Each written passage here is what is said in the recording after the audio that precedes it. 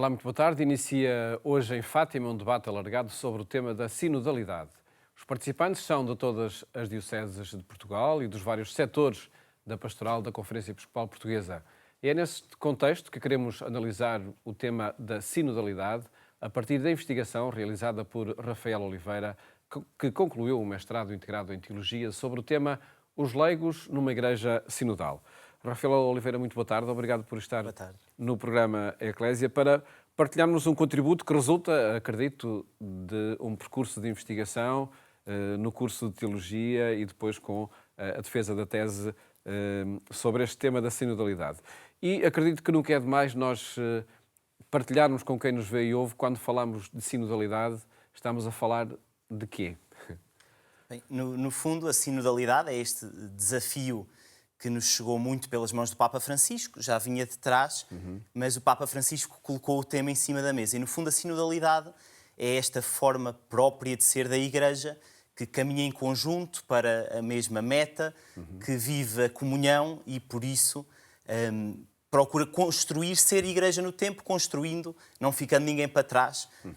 E, portanto, expressa-se não só nas reuniões, estamos habituados a falar em reuniões sinodais, mas é sobretudo uma maneira de ser, uma forma de estar em Igreja. E de facto é um conceito que está muito em cima da mesa nos últimos anos, precisamente por iniciativa do Papa Francisco, mas acredito que é sempre bom nós clarificarmos e percebermos o que é que está em causa quando falamos em sinodalidade. E quando falamos dos leigos em todo este processo, então estamos a falar de que desafio é este que se coloca. Após este percurso de investigação, chegou à conclusão de que, de facto, os leigos participam neste caminhar em conjunto ou há ainda trabalho a fazer? Ainda há trabalho a fazer, como é evidente. Nós, se calhar, fruto de uma herança histórica, habituámos-nos a esta ideia de que na Igreja há os que ensinam e há os que aprendem, há os que dão as ordens e há os que as cumprem, e a sinodalidade vem baralhar um bocadinho estas ideias. Como é evidente, existe o ministério próprio dos pastores na Igreja, que conduzem a Igreja. Os padres, os bispos, etc. Exatamente.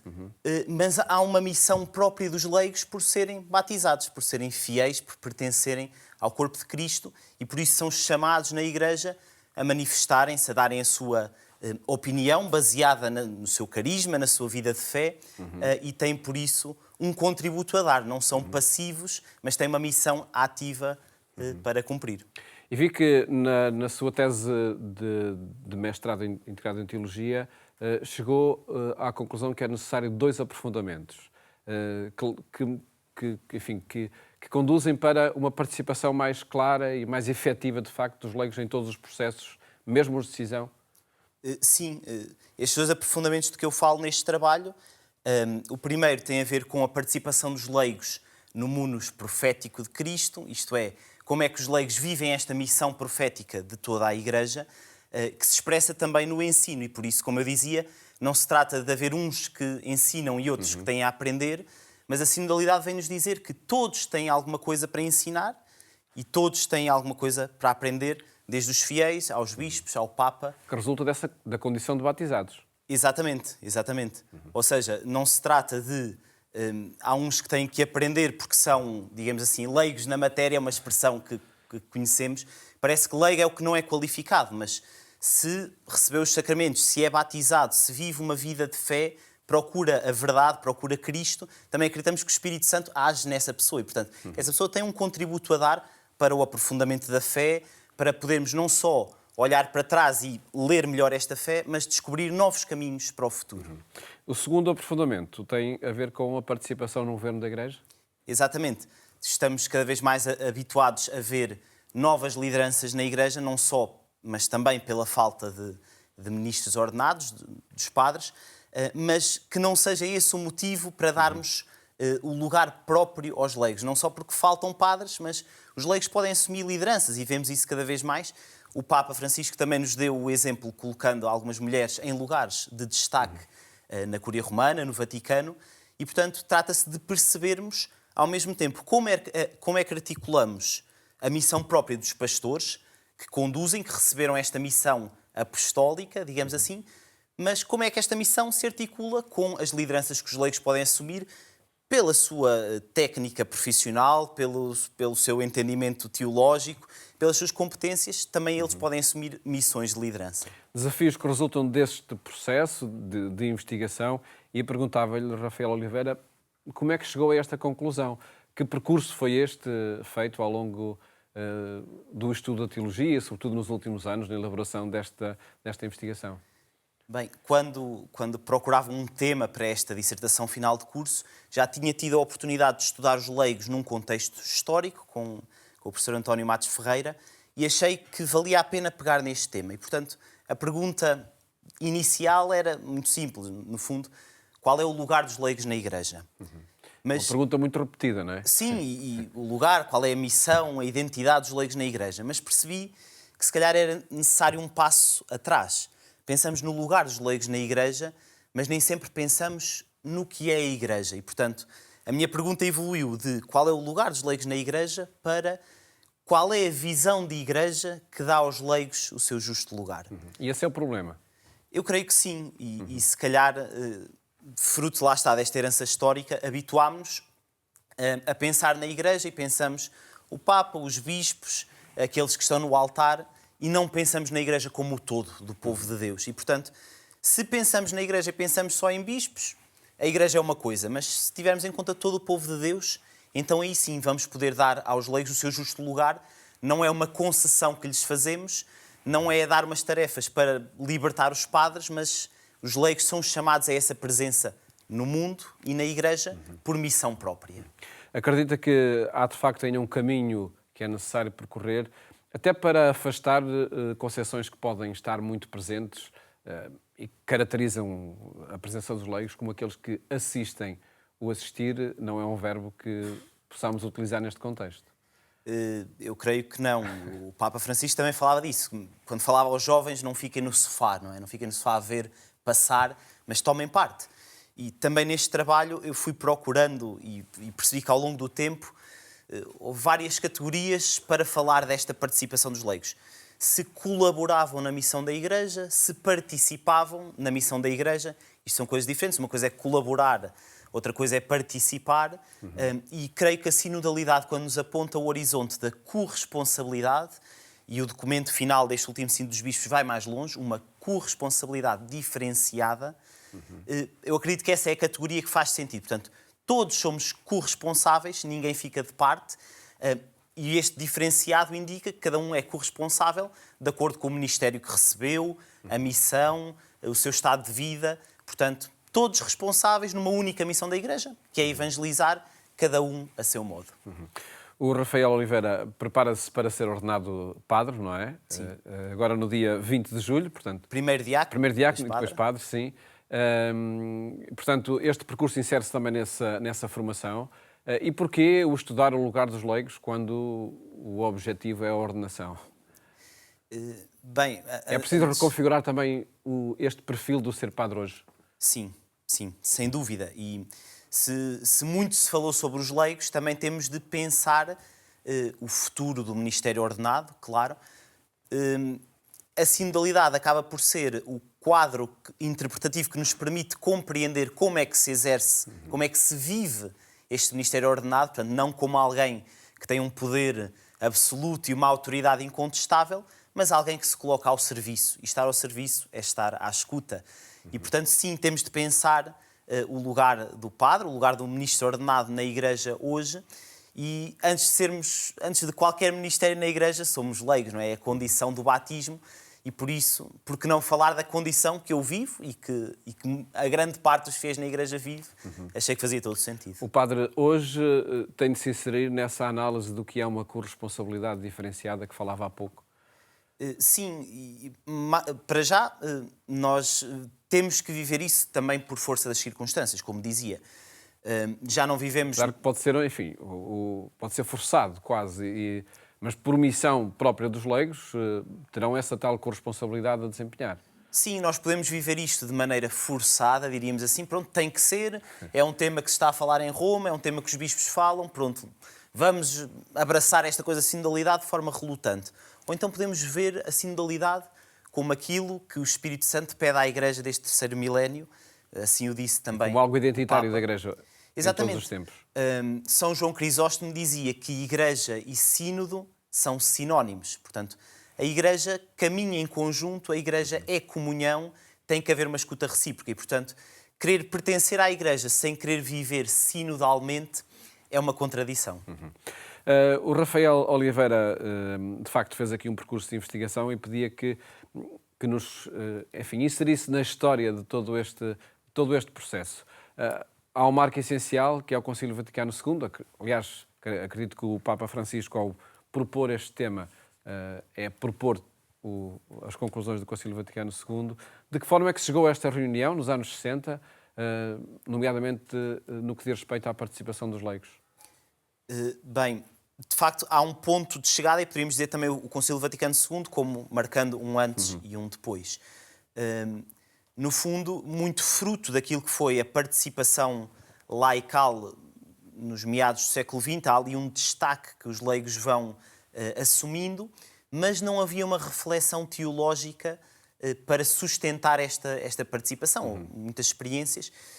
E a teologia que nós tínhamos recebido, sem prejuízo da mesma, porque é a teologia do seu tempo, ela não negava o lugar dos leigos, mas simplesmente não falava sobre esse lugar. Tendo em conta, também fruto do Concílio de Trento, Reforma Protestante, temos muito o acentuar dos aspectos que eram discutidos na altura, a hierarquia da Igreja, os sacramentos, a autoridade do Papa, tudo isto foi muito tratado durante séculos. Mas parece que houve um vazio e não se falou sobre os leigos. E alguns teólogos do século XX tomam consciência disto e alertam para esta circunstância e traçam o quadro dizendo que temos que falar sobre os leigos, mas primeiro falemos sobre a Igreja e sobre o que a Igreja é e quais são os elementos que é preciso ter em conta para falar sobre os leigos. É a tal crítica à hierarcologia, é assim que se diz esta palavra? Exatamente, exatamente. É uma palavra que é do teólogo Yves Congar, um teólogo dominicano, e ele, no fundo, dizia que a reflexão teológica sobre a Igreja se tornou numa hierarcologia, ou seja, falamos sobre a hierarquia, os poderes da hierarquia, a autoridade da hierarquia, o papel da hierarquia. Não se nega aos leigos, mas fica um vazio. Até ao Vaticano II falava-se dos leigos como o não clérigo, portanto falava-se pela negativa. Temos os ministros ordenados e depois temos os que não são ministros ordenados. O Vaticano II acolhe esta descrição, portanto, sim, os leigos são os que não são clérigos, mas não são só isso. E aí fala o Concílio Vaticano II sobre a secularidade, portanto, os leigos como aqueles que são chamados a estar no mundo, a transformar as realidades terrenas desta vida humana, a sociedade, o trabalho, a escola, a partir do Evangelho, tendo Cristo e o Evangelho sempre presentes, e depois falam dos leigos participando também nesta missão de Cristo e da Igreja, de serem sacerdotes, profetas e reis. E estamos, de facto, já a falar no segundo capítulo da sua investigação, onde transmite e partilha o contributo do Concílio Vaticano II para este debate sobre o papel dos leigos na Igreja. Depois, o terceiro contributo e o terceiro capítulo é à volta, em torno do tema da sinodalidade. Que contributo traz este tema, de facto, para esclarecer o papel dos leigos na Igreja? A sinodalidade não é só uma moda, não é uma palavra repetida para ficar bem nos textos. Neste século e neste tempo, também, como dizia, a sinodalidade desenvolve-se muito no pontificado do Papa Francisco, mas ela é a categoria de Igreja que traduz tudo isto que temos vindo a falar. Falámos da Igreja como povo de Deus, falámos no sentido da fé dos crentes, os batizados têm uma missão a cumprir e a sinodalidade é a concretização disto. Os documentos falam da sinodalidade em três níveis diferentes. Portanto, a sinodalidade como estilo de vida, como forma que marca as relações na Igreja, a escuta recíproca, a comunhão, o ambiente de oração que marca as nossas decisões. A sinodalidade num segundo nível, que são as estruturas. Pensemos nos conselhos pastorais, pensemos nos conselhos presbiterais dos padres, ou até noutras estruturas, reuniões de catequistas, reuniões de ministros ordenados. E a sinodalidade num terceiro nível, que são estes eventos sinodais a que nos temos habituado nestes últimos anos. Tivemos agora um grande evento sinodal em Roma, do Sínodo dos Bispos, que são circunstâncias pontuais, no qual o Papa convoca toda a Igreja para refletir, cada um a seu modo. Portanto, tivemos o sino sobre os jovens e sobre a família, que de certa maneira já tiveram uma consulta mais alargada à família e aos jovens, mas este último sino, daí sim, ao nível das paróquias, ao nível das dioceses, até com o convite a escutar aqueles que não são crentes. Também podem ter algo interessante a dizer sobre o que esperam da Igreja. E, portanto, estes 3 níveis, e se um deles falha, não temos uma Igreja sinodal. Não basta termos estruturas, temos de ter uma vivência sinodal. Mas também não basta dizer que vivemos sinodalmente se isso não se concretiza em estruturas, em tomadas de decisão que transmitam esta sinodalidade. E depois esses eventos, como o que acontece ao longo desta semana, ou melhor, até quarta-feira, em Fátima, precisamente para tentar levar por diante a concretização das propostas que saíram do Sínodo dos Bispos. E como analisa esta estratégia que o próprio Papa Francisco deixou para ser implementada até 2028 com a realização dessa Assembleia Eclesial? É uma forma, de facto, de fazer com que o tema não deixe de estar na agenda. Sim, sem dúvida. O Papa Francisco tomou uma decisão muito interessante, até que normalmente estávamos habituados, depois de um sínodo, o Papa escrevia uma exortação apostólica. Um documento para explicar, para dar algumas normas, algumas indicações. O Papa Francisco tomou a decisão de não escrever esta exortação, este documento, pegou no documento do final do Sínodo dos Bispos, as conclusões, e disse: eu uno-me a estas conclusões e, portanto, eu uno-me a esta Assembleia e aqui está. O documento não é normativo, portanto, não são regras que vêm agora para implementar, não.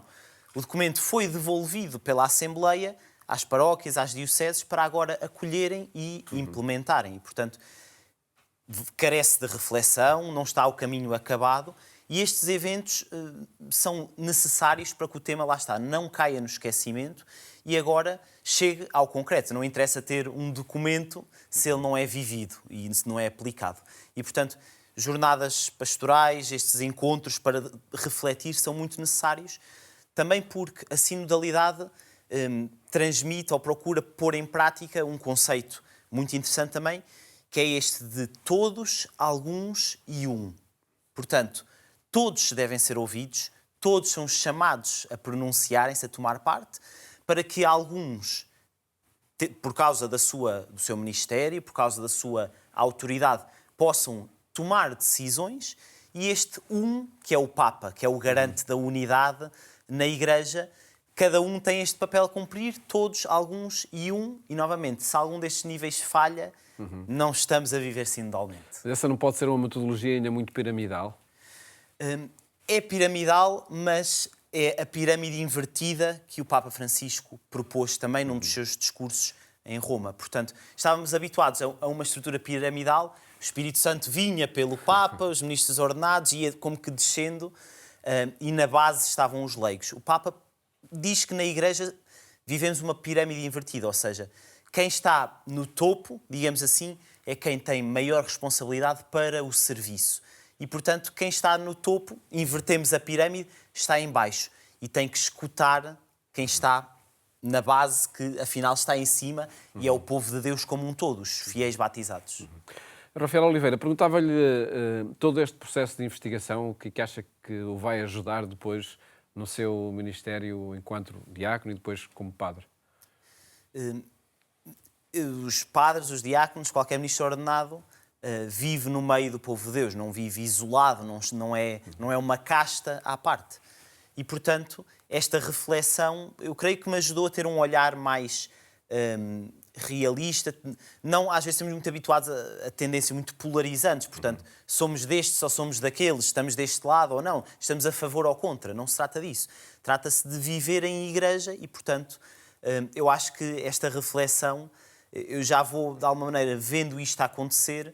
As paróquias, algumas não têm, outras já têm estas instâncias de reflexão, e é muito importante que sejam verdadeiramente sinodais. Não se trata só de chamar aqueles que pensam como eu, ouvir aqueles que pensam como eu, mas ouvir quem tem uma opinião diferente, ouvir aqueles que fazem as coisas de maneira diferente, para ser uma verdadeira comunhão. Às vezes podemos ter um consenso, mas se for um consenso só da minha pequena bolha, do meu pequeno grupo, pensamos todos igual, mas esse consenso não reflete aquilo que o Espírito Santo quer. E, portanto, nas paróquias isto tem que ser vivido de forma autêntica. E é algo que está a acontecer, o Rafael é da Diocese de Aveiro, não é? Sim. Nas paróquias, na Diocese que vai contactando, essa é a metodologia que está a ser implementada? Procuramos que sim. A Diocese de Aveiro está também a fazer uma reflexão mais alargada sobre as comunidades pastorais. Portanto, trata-se de um processo em que estamos a tentar perceber como é que as paróquias podem trabalhar mais em conjunto, ter serviços comuns, ter catequese comum, como é que os ministros ordenados podem unir estas comunidades. Portanto, não se trata só de juntar paróquias para ser mais fácil para os padres, não. Queremos trabalhar em conjunto. E, portanto, que instâncias, que conselhos pastorais, que grupos é que podemos unir para trabalhar mais sinodalmente. E, portanto, a Diocese de Aveiro está a fazer esta reflexão e queremos que continue para lá estar, não ser só uma decisão que vem de cima para baixo. O Senhor Bispo disse isto agora é para cumprir. Não, deve ser ao contrário. Como é que as comunidades percebem que têm pontos em comum, têm forças para unirem, para melhor vivermos esta missão de anunciar o Evangelho. Uma das conclusões que creio que também passa no seu trabalho é que antes desta forma que marca a identidade da Igreja estar na lei, estar no direito, tem que ser um estilo que vai sendo vivido, não é? E é a partir dessas experiências, como a que acontece na Diocese de Aveiro, de alguma reconfiguração das comunidades, que é possível depois chegar à definição normativa? Eu penso que sim. Uma coisa que eu também fui verificando na investigação que fiz é que muitas vezes, primeiro, vêm as experiências, portanto, vêm os grupos, vêm as realidades concretas da Igreja, os movimentos laicais, tudo aquilo que vai acontecendo, e depois isso provoca a reflexão. Dou um exemplo muito concreto. Muitos destes ministérios que temos vindo a falar ultimamente, os ministérios laicais, conhecíamos o de leitor, acólito, agora também o de catequista, que foi instituído. Muitos destes ministérios, antes de estarem na lei, digamos assim, antes de serem instituídos precisamente, já eram vividos nas paróquias, nas comunidades, de forma mais ou menos estável, de forma mais ou menos regulada. Portanto, primeiro temos a experiência e depois procuramos enquadrá-la. Claro, a legislação é importante, o direito canónico é importante para dar sustento, para dar enquadramento, para legislar, mas não pretende ser algo que atrapalhe, pretende ser algo que dá força, que dá sustento. E, portanto, primeiro muitas vezes vem a experiência e depois vem a lei, vem a teologia para dar o apoio. E estamos nesse processo precisamente também em torno de muitas experiências. E agradeço, Rafael, ter estado aqui, Rafael Oliveira ter estado neste programa a partilhar o percurso de investigação para a tese de mestrado integrado em Teologia e que, por certo, resulta agora em muitas experiências no trabalho que vai desenvolver. Muito obrigado, por ter estado no programa Eclésia para falarmos deste tema da sinodalidade, que é um processo que está em curso, concretizado também com o estímulo agora da Conferência Episcopal Portuguesa, que continuaremos a acompanhar, nomeadamente em torno deste encontro que acontece nos próximos dias. Votos de uma ótima tarde e até amanhã, se Deus quiser.